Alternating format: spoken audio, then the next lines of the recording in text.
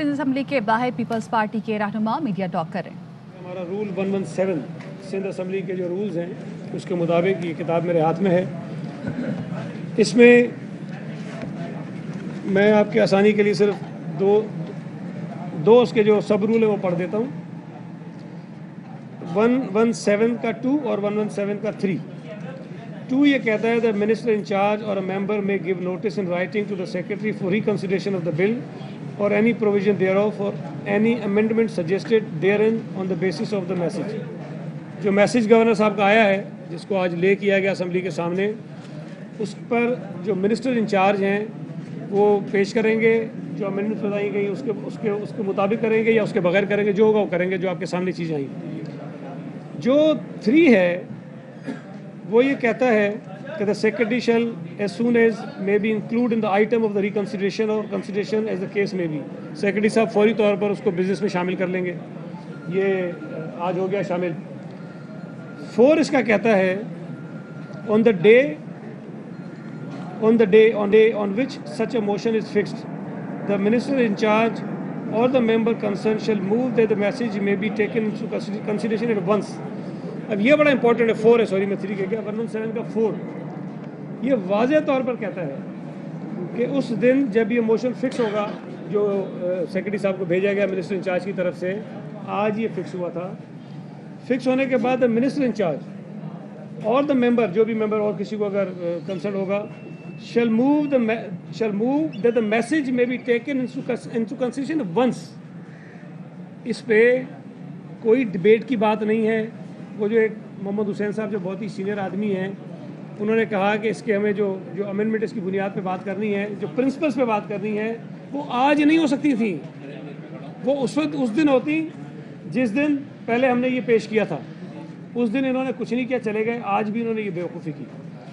अच्छा, इसमें अमेंडमेंट्स वो प्रपोज कर सकते हैं।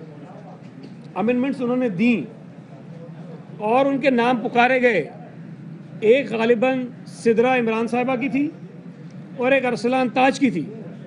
दोनों मौजूद थे, शोर मचा रहे थे। स्पीकर साहब ने कहा कि ये आपके अमेंडमेंट्स हैं, अगर वो संजीदा होते तो अपनी कुर्सी पे जाते और उस पर वो बात करते। उनको इजाज़त थी, उनको मौका दिया गया था रूल्स के मुताबिक, लेकिन उन्होंने बार बार स्पीकर साहब के कहने के बावजूद वो अपनी जगह पर नहीं गए और अपने अमेंडमेंट्स को उन्होंने उसको उन्होंने प्रेशराइज नहीं किया, जोर नहीं दिया, टेकअप नहीं किया। वो इस तरह से ख़त्म हो गई। एक और बिल भी था जो बाद में आया था, उस पर भी 2 अमेंडमेंट्स थी। एक राबिया असफर साहिबा की थी और एक आरिफ मुस्तफ़ा जतोई की थी। आरिफ मुस्तफ़ा जतोई ने वो अमेंडमेंट अपनी पढ़ी, उस पर बात की, जबकि PTI की जो राबिया असफर साहिबा हैं उन्होंने उसको टेकअप नहीं किया। पहली बात तो ये है कि ये कहना कि जी हमें मौका नहीं दिया गया, ये सरियन गलत है और इनकी कम इल्मी है। अगर ये उस पर शोर मचाना चाहते थे, रूल सेट कर कोई बात करना चाहते थे, तो उस पर मैं समझता हूँ कि अगर वो अपना हक समझ के कहें तो ये नामुनासिब बात है। दूसरी बात, आपने देखा होगा कि जिस अंदाज में ख़ास तौर पे इनके जो वो बिलाल साहब हैं, जिस अंदाज में जिस किस्म की बदतमीज़ी वो कर रहे थे, उन्होंने भाई आप कागज़ फाड़ते हैं, फेंकते हैं, आगे पीछे फेंक रहे होते हैं, अपनी तरफ फेंक रहे होते हैं, कोई मसला नहीं है। इन्होंने ट्रेजरी बेंचेस की तरफ, जो नॉर्मली रवायती तौर पर ऐसा होता नहीं है कभी, कि उन्होंने पूरे के पूरे कागज़ आके इधर फेंके, हमने कुछ नहीं कहा। गालियाँ दी गई अंदर, बदतमीज़ी की गई अंदर, और इसी पर हमारे मेंबर ज़्यादा जो थोड़ा सा आपने देखा होगा कि जज्बाती हुए और गए, वो गालियाँ दे रहे थे। उसके बाद आपने देखा उनकी ख़वातीन ने जाकर वो कागज़ स्पीकर के ऊपर फेंके। ये तो असम्बली में कभी नहीं होता। वो स्पीकर साहब के उसके डाइस पे चढ़ गई थी, वो आगे जाके, भाई आगे जाके एहतियात करते सब करते हैं, लेकिन इनकी 3-4 ख़वातीन डिलिमिटेशन हम कैसे उस पर कर देते। जो अप्रैल में CM साहब ने लेटर भेजा था कि जॉइंट सेशन जब हो तो उसमें हमारे इस मसले को हल किया जाए, वो इन्होंने अप्रैल की बजाय 16 नवंबर को जो इनका मुश्तरका इजलास था उसमें लेट नाइट ये सेंसस का एजेंडा उसमें शामिल किया। और दूसरे दिन आपने देखा कि 2 घंटों में इन्होंने पता नहीं कितने बिल पास कर दिए जिनको पढ़ने में भी 7-8 घंटे लगते हैं। तो फिर जाहिर है 16 नवंबर के बाद जब वो उनकी रिपोर्ट आती है 2-3 दिन उसमें लगते हैं, तो उसमें हमने ये बिल यहाँ पे लाए थे। आप सब शाहिद हैं क्योंकि आप असेंबली को कवर करते हैं। मैंने बिल पेश करने से पहले फ्लोर ऑफ द हाउस पे سے ریکویسٹ کی تھی لیڈر آف دا اپوزیشن اور جتنے بھی پارلیمانی لیڈرز تھے یا ممبران تھے کہ یہ بل ہم پیش کر رہے ہیں، اس کو انٹروڈیوس ہونے دیں، آپ کی جو امینڈمنٹس ہیں اس کو بھی ٹیک اپ کیا جائے گا، آپ کو بولنے کا موقع بھی دیا جائے گا۔ لیکن آپ نے دیکھا کہ انٹروڈیوس ہونے سے پہلے ہی انہوں نے جس طرح کا رویہ رکھا، اور اس کے بعد جو ان کی امینڈمنٹس تھیں ان کو پکارا گیا ڈپٹی اسپیکر صاحبہ کی طرف سے، لیکن کوئی وہاں پہ موجود نہیں تھا، شور یہ کر رہے تھے۔ جو سجیشنز ہم نے لی تھی، دیکھیں ہر پارٹی کی کچھ مختلف تھیں، ٹاؤنز مشترکہ تھے، ایم کیو ایم کے، جماعت اسلامی کے، دیگر جن سے بھی بات کی جاتی تھی، اے این پی، سب کہتے کہ جی ٹاؤن سسٹم کو لایا جائے۔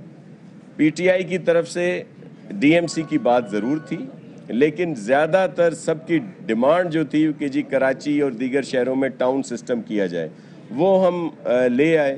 اس پر پھر آپ دیکھیں کس طرح شور مچایا جا رہا ہے۔ جو شو آف ہینڈ کی بات تھی، دیکھیں شو آف ہینڈ جو تھے وہ سعید غنی صاحب والوں نے جب 2013 میں یہ قوانین بنائے گئے تھے اس میں انہوں نے انکلوڈ کیا تھا، اس پر یہی لوگ شور مچاتے تھے کہ جی سیکریسی آف بیلٹ کو انہوں نے پامال کیا ہے، ان کانسٹیٹیوشنل جو ہے یہ بات کر رہے ہیں شو آف ہینڈ کی، لیکن ہم نے وہ کر دیا۔ اور یہ بہت ساری وہ باتیں ہیں جو ہمارے چیئرمین بلاول بھٹو زرداری صاحب نے خاص طور پر ہدایات دی تھیں چیف منسٹر صاحب کو، جو ہماری کمیٹی تھی بنائی گئی اس پہ لوکل گورنمنٹ کے لاز پہ، سعید غنی صاحب، مرزا وہاب صاحب اور میں، کچھ اور دوست بھی ہمارے تھے، کہ زیادہ امپاور کرنا ہے۔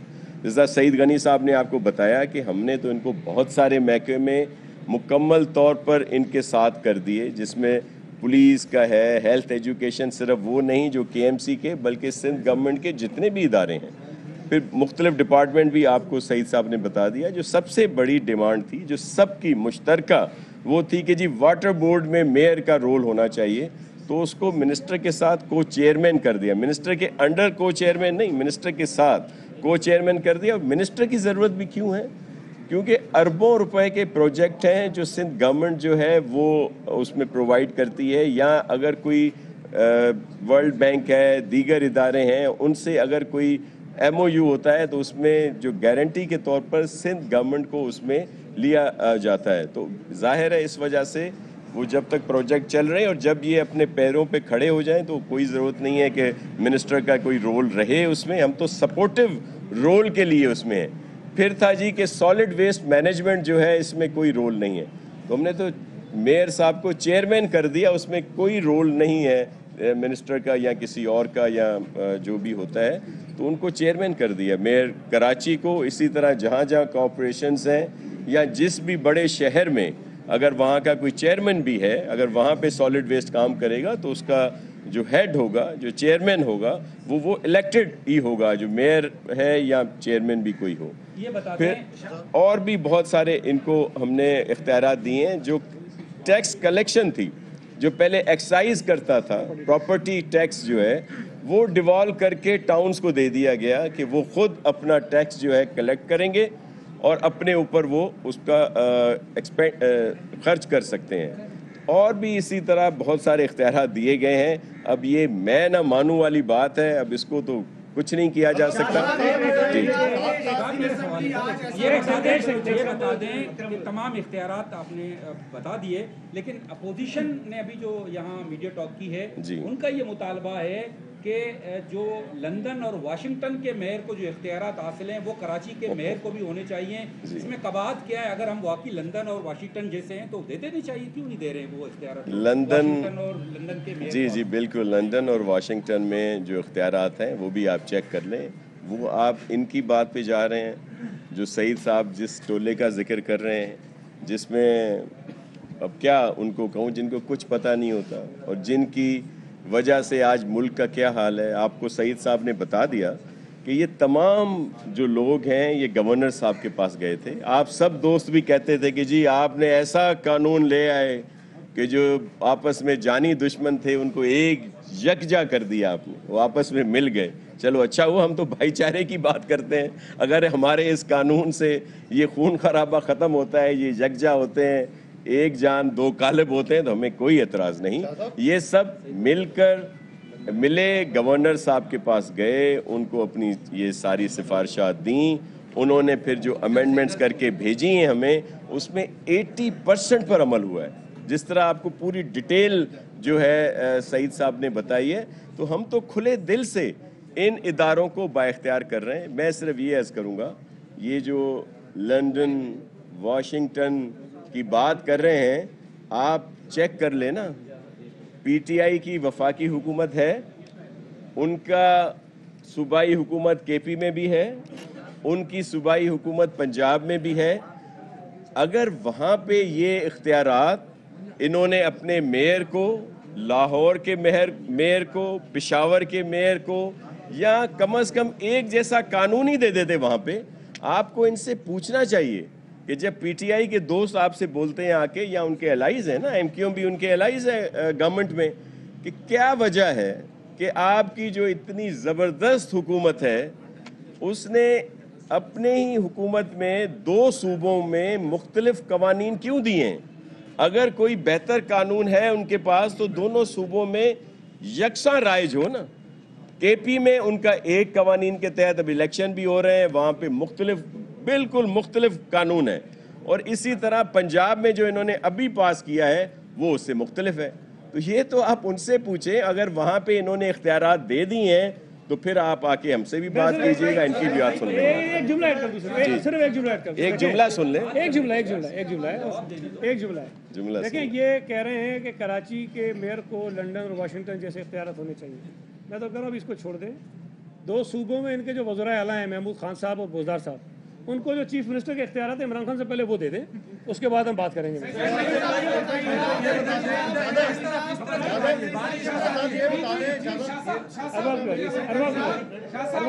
جی ارباب صاحب. شاہ صاحب، یہ ہے کہ آج جس طرح سندھ اسمبلی میں قائد ایوان کی طرف کاپیاں پھاڑ کر پھینک دی گئی، بہرحال اسمبلی کا قائد ایوان ہے، کسی کو پسند آئے یا نہ آئے.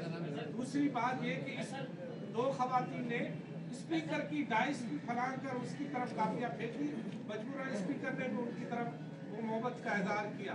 تو کیا آپ سمجھتے ہیں کہ اس دوران ان ممبران کے خلاف کارروائی نہیں ہو سکتی؟ کیونکہ ایوان میں اگر ایسا کریں گے تو باقی کچھ بچتا نہیں. دیکھیں، بدقسمتی سے موجودہ صوبائی اسمبلی کے اندر یہ تماشا جو پی ٹی آئی اور ان کے دیگر اتحادیوں نے کیا ہے، پہلی دفعہ نہیں کیا ہے.